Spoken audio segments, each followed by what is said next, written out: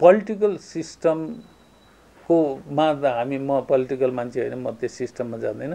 तर इलेक्सन जुन व्यवस्था हामीले अहिले गरिराखेका छौँ, यो दुईटा इलेक्सन सिस्टम जुन राखेका छौँ त्यसले अस्थिरताभन्दा परतिर केही पनि सृजना गर्दैन, स्थिर सरकार बन्न दिँदैन।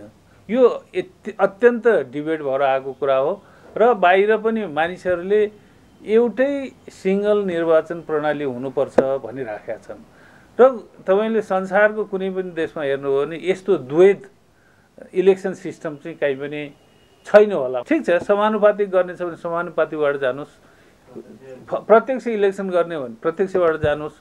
प्रत्यक्ष गर्दाखेरि इन्डिया अन्त त हामी वरिपरि हेरौँ न, सबैले अपनाएका छन् भने हामीले चाहिँ जो हाम्रो जसको सिङ छैन उसको नाम तिखे भने जस्तो नि, जसको चाहिँ सम्भावना छैन, हामी धेरै गर्न सक्दैनौँ, हामी त्यति धेरै त्यसमा ध्यान दिन सक्दैनौँ, हामी त्यसको युज गर्न सक्दैनौँ भने, हाम्रो त्यो सामर्थ्य छैन भने हामीले नै दुईवटा इलेक्सन सिस्टम किन चाहियो?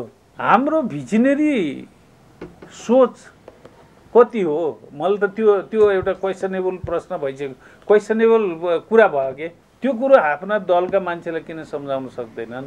आफ्ना चाहिँ वरिपरिका मान्छेहरूलाई किन सम्झाउन सक्दैनन्? आफूहरू बसेका बेला डिबेट किन गर्न सक्दैनन्? त्यो कुरा किन एक हुन सक्दैनन्?